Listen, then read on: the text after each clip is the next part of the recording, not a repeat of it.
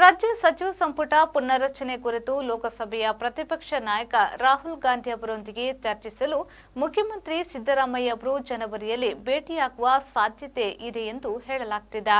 ನವದೆಹಲಿಯಲ್ಲಿ ನಡೆದ ಕಾಂಗ್ರೆಸ್ ಕಾರ್ಯಕಾರಿ ಸಮಿತಿ ಸಭೆಯ ಸಂದರ್ಭದಲ್ಲಿ ರಾಹುಲ್ ಗಾಂಧಿ ಅವರನ್ನ ಭೇಟಿ ಮಾಡಿ ಈ ವಿಚಾರ ಪ್ರಸ್ತಾಪಿಸಲು ಸಿದ್ದರಾಮಯ್ಯ ಅವರಿಗೆ ಸಾಧ್ಯವಾಗಿಲ್ಲ.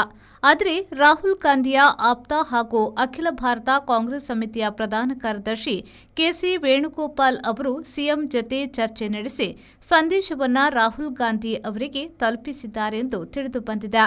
ನಿನ್ನೆ ನಡೆದ ಕಾಂಗ್ರೆಸ್ ಕಾರ್ಯಕಾರಿ ಸಮಿತಿಯ ಸಭೆಯಲ್ಲಿ ಮುಖ್ಯವಾಗಿ ಕೇಂದ್ರ ಸರ್ಕಾರ ಮಹಾತ್ಮ ಗಾಂಧಿ ರಾಷ್ಟ್ರೀಯ ಗ್ರಾಮೀಣ ಉದ್ಯೋಗ ಖಾತ್ರಿ ಯೋಜನೆ ವಿಬಿಜಿ ರಾಮ್ಜಿ ಎಂದು ಬದಲಾಯಿಸಿರುವ ವಿಚಾರ ಚರ್ಚೆಯಾಗಿದ್ದು, ಇದರ ವಿರುದ್ಧ ಜನವರಿ 5ರಿಂದ ದೇಶವ್ಯಾಪಿ ಎಂಎನ್ಆರ್ಇಜಿಎ ಬಚಾವೋ ಆಂದೋಲನ ನಡೆಸಲು ನಿರ್ಧರಿಸಲಾಗಿದೆ ಎಂದು ತಿಳಿದುಬಂದಿದೆ.